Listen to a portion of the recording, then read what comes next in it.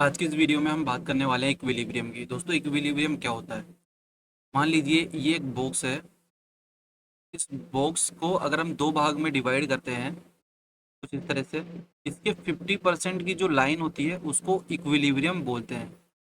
ये जो 50% की लाइन होगी, दोनों भागों को हम डिवाइड करते हैं, तो जो 50% की लाइन होगी उसको इक्विलिब्रियम बोलते हैं। अब ये इक्विलिब्रियम आपके फेयर वैल्यू में भी इक्विलिब्रियम हो सकता है, ऑर्डर ब्लॉक में भी इक्विलिब्रियम है, और पीडी एरिया में यानी प्रीमियम एंड डिस्काउंट में भी इक्विलिब्रियम होता है। जैसा कि आप यहाँ पे देख सकते हो, ये प्रीमियम एंड डिस्काउंट एरिया मैंने मार्क कर रखा है। इसका जो ये 50% एरिया है ये इक्विलिब्रियम है। चलिए दोस्तों, अब मैं आपको चार्ट पर बता देता हूँ कि इक्विलिब्रियम को किस तरह यूज़ करते हैं। दोस्तों, हम चार्ट पर आ चुके हैं।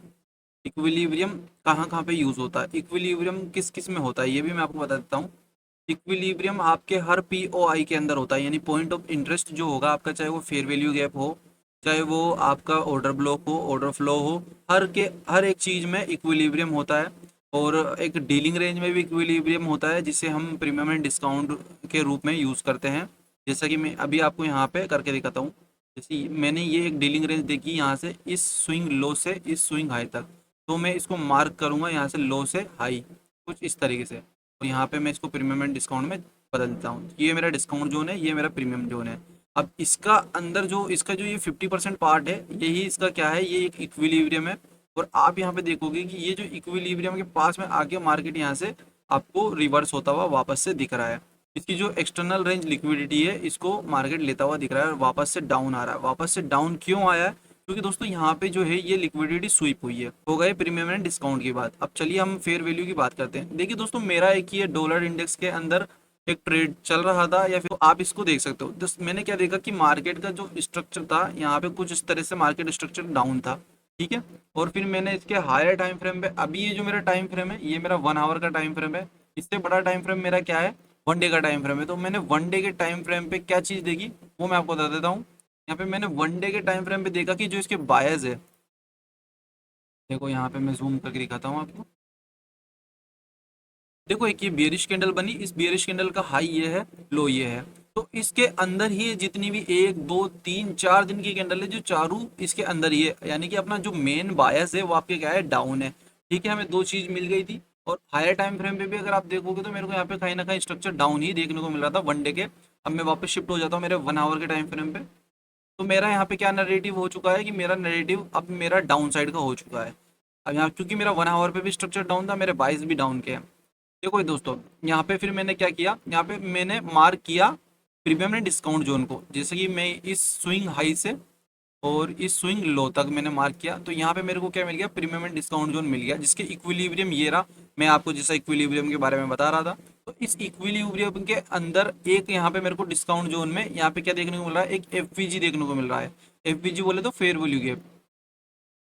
तो मैंने इसको यहाँ पे एक हायर टाइम फ्रेम का एक फेयर वैल्यू गैप मार्क कर लिया है। यहाँ पे मैं आपको मार्क कर देता हूँ और अच्छे से, ताकि आपको दिख सके। ये एक फेयर वैल्यू गैप है। अब यहाँ पे मार्केट देखिए, जितनी भी ये कैंडल बन रही है, तो ये सब कैंडल यहाँ पे इस फेयर वैल्यू के जो इक्विलिब्रियम का, जो मैंने आपको बताया था कि जो अगर अपन कोई भी एक बॉक्स लेंगे, उसके दो भागों में डिवाइड करेंगे, तो वो जो इसका 50% का पार्ट होता है, लाइन होती है, उसी को इक्विलिब्रियम बोलते हैं। तो ये इसके इक्विलिब्रियम के ऊपर क्लोज नहीं है, और यहाँ पे ये इसको स्वीप करके नीचे ही आती हुई देखने को मिल रही है। तो अब मैं आपको छोटे टाइम फ्रेम पे ले जाता हूँ, मेरे लोअर 5 मिनट के टाइम फ्रेम पे दिखाऊंगा। लोअर टाइम फ्रेम अपन कैसे यूज करते हैं, अपन लोअर टाइम फ्रेम यूज करते हैं कि जो अपना हायर टाइम फ्रेम है, उससे कम से कम कितना टाइम फ्रेम छोटा होना चाहिए, 10 टाइम अपना जो है lower time frame higher time frame से छोटा होना चाहिए। चलिए मैं आपको लोअर टाइम फ्रेम पे ले चलता हूँ।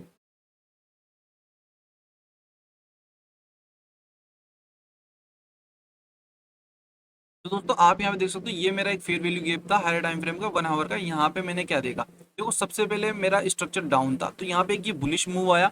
बुलिश मूव आया तो मुझे पता था कि मेरा नरेटिव क्या था, कि मेरा नरेटिव था डाउन साइड का, यानी कि मेरे को ट्रेड लेना थे डाउन के, वेरी साइड के। तो यहाँ पे मैंने सबसे पहले क्या देखा, change in state of delivery. और यहाँ पे देखा मैंने एक स्विंग फेलियर। उसके बाद में यहाँ पे क्या हुआ, देखो यहाँ पे फिर मैंने वेट किया मार्केट का ऊपर आने का। Change in state of delivery से भी डायरेक्ट एंट्री ले सकते हैं, और फिर भी अगर आपकी एंट्री यहाँ मिस होती है, एक्सटर्नल रेंज लिक्विडिटी थी, इसको टेप करने से पहले ही ऊपर निकलता हुआ दिख रहा है।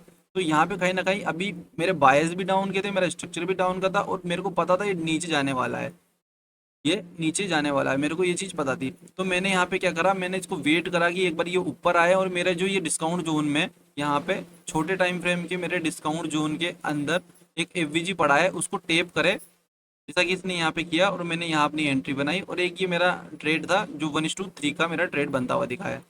तो गाइज ये थी हमारी आज की वीडियो। वीडियो अच्छी लगी तो लाइक कर देना, चैनल सब्सक्राइब कर लेना। और दोस्तों मैं आपको साथ ही बता दूं, अगर ऐसी वीडियोस आपको और देखनी है तो आप मेरे इस चैनल को चेकआउट कर सकते हो और देख सकते हो। दोस्तों अभी जो है मार्केट लाइव चल रहा है, ये जो चार्ट है ये किसका चार्ट है दोस्तों, ये है अपने यूएस डॉलर का इंडेक्स का, डॉलर इंडेक्स का चार्ट है। तो गाइज ये थी हमारी आज की वीडियो। वीडियो अच्छी लगी तो लाइक कर दो, चैनल सब्सक्राइब कर लो।